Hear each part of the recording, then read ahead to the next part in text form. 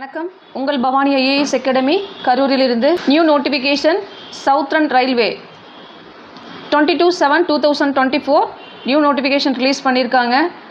இதோட last date 12/8/2024 முடியுது. Total vacant 2438. நம்ம ஹோல் தமிழ்நாடு ஃபுல்லாகவே இந்த வேக்கண்ட் வந்து எடுத்துகிட்டு இருக்கிறாங்க. இது மட்டும் இல்லை, பாண்டிச்சேரி, கேரளா, அந்தமான், நெய்பர், லக்ஷத்தீவ், அதே மாதிரி ஆந்திர பிரதேசில் குறிப்பிட்ட ஒரு 2 டிஸ்ட்ரிக்ட் மட்டும் எடுக்கிறாங்க. கேரளாவில் ஒரே ஒரு டிஸ்ட்ரிக்ட் மட்டும் எடுக்கிறாங்க. மோர் தென் தமிழ்நாட்டில் ஹோல் எல்லா ஸ்டேட்லேயுமே எடுக்கிறாங்க. சரி, இதில் ஃப்ரெஷர்ஸ்னால் யாருன்னா 10th 12th கேட்டகரி முடித்தவங்க தான், அவங்க தான் இதில் எடுக்கிறாங்க. இதில் பாருங்கள், கோயம்புத்தூரில் டோட்டலாக வந்து ஒரு 18 வேக்கண்ட்டு, ஃபிட்டர் அதில் தான் எடுக்கிறாங்க. அதே மாதிரி ஃபிட்டர் அண்டு வெல்டர் பெரம்பலூரில் 47 vacant total vacant. MLD medical laboratory technician total vacant 20. இதுக்கப்புறம் வந்து பார்த்திங்கன்னா ஐடிஐ கேட்டகரியில் எடுக்கிறாங்க. இந்த ஐடிஐ கேட்டகரி வந்து பார்த்திங்க அப்படின்னிங்கன்னா 10th முடிச்சுட்டு பண்ணியிருப்பாங்க பார்த்தீங்களா, அவங்களுக்கு தான் வந்து அந்த கேட்டகரியில் இருக்கவங்களுக்கு தான் எடுக்கிறாங்க. இதில் என்னென்ன மாதிரி முடிச்சிருக்கீங்களோ அவங்க வந்து இதில் வந்து அப்ளை பண்ணிக்கலாம் அந்த ஐடிஐயில். சரிங்களா, இதில் வந்து பாருங்கள், டோட்டல் வேக்கண்ட் கோயம்புத்தூரில் 52, திருவனந்தபுரம் இதில் என்னென்ன கேட்டகரின்னு டோட்டல் கேட்டகரி கொடுத்துருக்காங்க. 145 கேட்குறாங்க. Salem division 222 total vacant.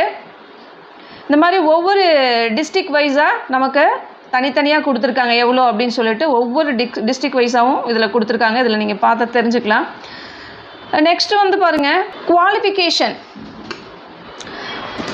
ஃபிட்டர்னால் என்ன பண்ணியிருக்கணும், அவங்க வந்து 10th முடிச்சிருக்கணும், 50%, அதாவது 10th or 12th.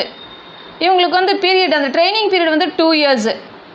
அதே மாதிரி வெல்டர் எடுத்துட்டிங்கன்னா அதே மாதிரி 1 year. அவங்களோட qualification 10th 12th.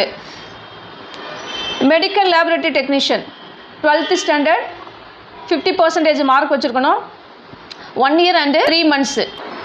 ITI department இதை பொறுத்தளவு பாருங்கள், ஃபிட்டர் இதில் என்ன பண்ணியிருக்காங்க அப்படிங்கிற ஒரு விஷயம், என்ன நீங்கள் முடிச்சிருக்கணும் அப்படிங்கிறத இதில் கொடுத்துருக்காங்க.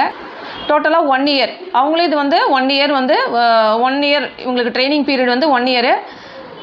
10th முடிச்சுட்டு போயிருக்கணும், இல்லை 12th ஐடிஐ வந்து கம்ப்ளீட் பண்ணியிருக்கணும்.